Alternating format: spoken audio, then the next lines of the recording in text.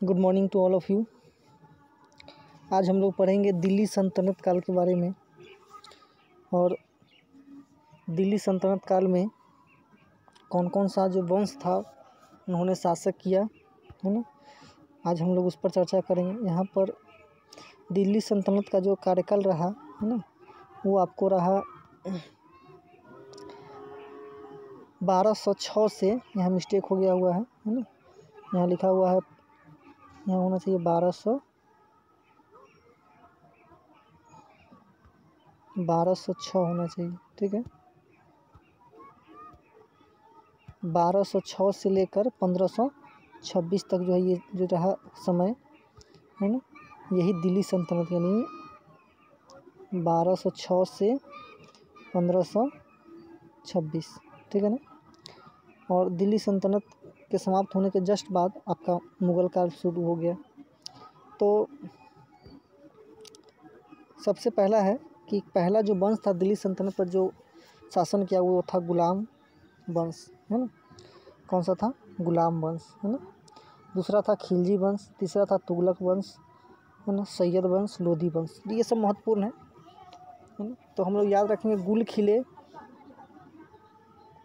गुल खिले मतलब उससे गुलाम वंश, है ना। इसको हम लोग लिखेंगे गुल खिले, तो गुल से गुलाम वंश और ख से खिलजी वंश, है ना। तुगलक से लोधी, याद रखें, गुल खिले तुगलक से लोधी। तो आपको स्पष्ट हो जाएगा यहाँ पर कि गुलाम वंश, खिलजी वंश, तुगलक वंश, सैयद वंश और क्या, लोधी वंश, ठीक है। आपको नेक्स्ट इसमें समझना है कि ये जो गुलाम वंश है, खिलजी वंश है ना, तुगलक वंश है। पहला क्वेश्चन यहाँ से आ जाएगा कि गुलाम वंश के बारे में, है ना। तो गुलाम वंश के बारे में आपको बस इतना रखना है कि गुलाम वंश जो है, जो इसका जो शुरुआत हुआ था आपको, वो 1206 ईस्वी में आया और 1290 में इसका कार्यकाल समाप्त हो गया। जो इसका संस्थापक था वो कुतुबुद्दीन ऐबक था। क्या था? कुतुबुद्दीन ऐबक, है ना। कुतुबुद्दीन ऐबक ने जो निर्माण कराया था वो था कुतुब मीनार का निर्माण कराया था, है ना। और कुवैत उल इस्लामिक मस्जिद का निर्माण कराया था और 2.5 दिन का झोपड़ा, इस सब का जो निर्माण है वो गुलाम वंश के शासक कुतुबुद्दीन ऐबक ने कराया था, ठीक है। नेक्स्ट है कुतुबुद्दीन ऐबक के बाद, है ना, जो संस्थापक था दिल्ली सल्तनत का, वो बना आपको इल्तुतमिश, है ना।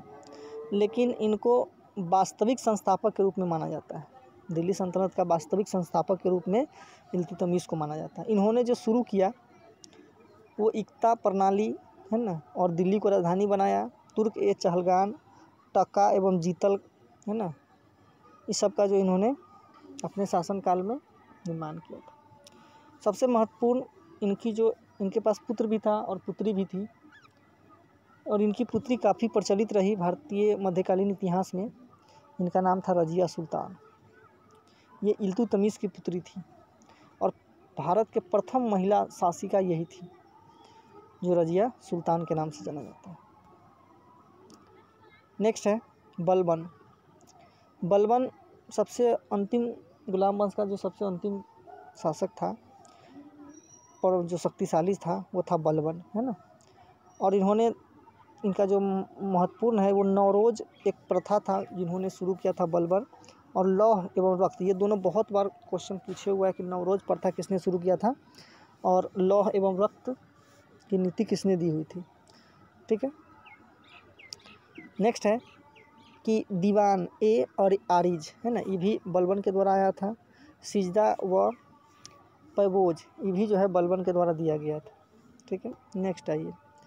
तो इस प्रकार से आपका जो है गुलाम वंश का जो कार्यकाल था वो समाप्त हुआ। उसके बाद आया खिलजी वंश, है ना, वो 1290 से 1320 तक रहा। और इसका जो संस्थापक है वो जलालुद्दीन फिरोज खिलजी था, है ना, जलालुद्दीन फिरोज खिलजी। उसने इसका 3-4 बहुत फेमस कार्यकाल था। अस्थाई सेना का गठन इसने किया था। अस्थायी सेना का गठन किया, घोड़ा दागने एवं सैनिकों का हुलिया बदलने का ये काफ़ी प्रचलित रहा। ये वो क्या करता था, अपना सैनिक का चेहरा पर कुछ है ना काला पुता या करके लगा देता था, जिससे कि कोई पहचान नहीं पाता था। अलाई दरवाज़ा है ना, और सीरी हजार का किला इन्होंने बनाया था। ठीक है, तो खिलजी वंश आपको याद करा दिया, गुल खिले सैयद से लोधी, ये काफ़ी प्रचलित था। सेकेंड है तुगलक वंश, है ना, गयासुद्दीन तुगलक जो इसका संस्थापक था, और इसका जो राजधानी था वो तुगलाबाद रहा, है ना। और इसमें भी बहुत प्रचलित शासक थे, है ना। इन्होंने अपना राजधानी दौलताबाग बनाया, है ना। फिरोज शाह तुगलक ये जो उसको तो उसमें नेक्स्ट जो शासक था